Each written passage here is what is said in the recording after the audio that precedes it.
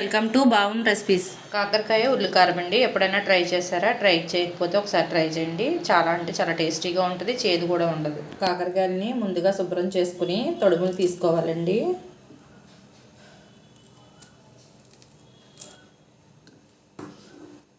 తీసుకున్న తర్వాత మనకు కావాల్సిన సైజులో కట్ చేసుకోవాలి.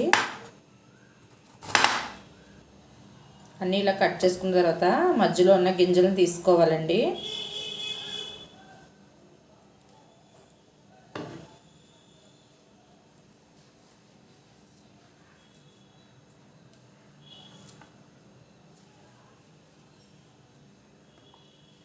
అన్నీ ఇలా తీసుకుని రెడీ చేసి పెట్టుకోవాలి. ఈ సైజు ఉల్లిపాయలు తీసుకుని కట్ చేసుకోవాలండి. చిన్న చిన్న ముక్కలుగా కట్ చేసుకోవాలండి. ఆయిల్ ఎక్కిన తర్వాత ఒక స్పూన్ జీలకర్ర వేసుకోవాలి. కట్ చేసి పెట్టుకున్న ఉల్లిపాయలు కూడా వేసుకోవాలండి. వెల్లుల్లిపాయలు, చింతపండు కూడా యాడ్ చేసుకోవాలి.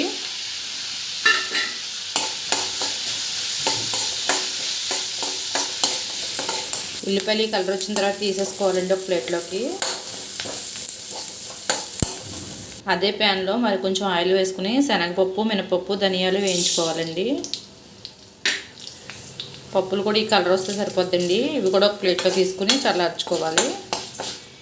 వేయించి పక్కన పెట్టిన ఉల్లిపాయలని మిక్సీ జార్లో వేసుకోవాలండి. అలాగే ఉప్పు కూడా వేసుకోవాలి. 2 స్పూన్లు కారం కూడా వేసుకోవాలి. అలాగే కొంచెం పంచదార కానీ బెల్లం కానీ వేసుకోవాలండి. నేను పంచదార వేస్తున్నాను. మెత్తగా పేస్ట్లా పట్టుకోవాలండి. ఇలా మెత్తగా పట్టుకోవాలండి. అదే ప్యాన్లో కొంచెం ఆయిల్ వేసుకుని కట్ చేసి పెట్టుకున్న కాకరకాయలని యాడ్ చేసుకోవాలండి. కాకరకాయలు ఈ కలర్ వస్తే సరిపోద్దండి. ఇవి కూడా ఒక ప్లేట్లో తీసుకోవాలి. స్టఫింగ్ కొంచెం తీసుకుని వేయించి పక్కన పెట్టుకున్న కాకరకాయల్లో పెట్టుకోవాలి. ఇలా పెట్టుకోవాలి.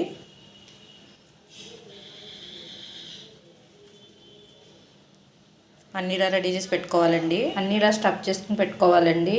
ఆయిల్ ఎక్కిన తర్వాత స్టఫ్ చేసి పెట్టుకున్న కాకరకాయలను యాడ్ చేసుకోవాలి.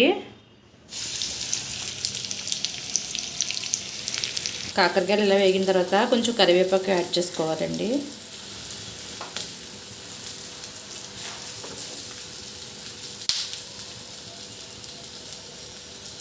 లాస్ట్లో కొత్తిమీర యాడ్ చేసుకుని స్టవ్ ఆఫ్ చేసుకోవాలండి.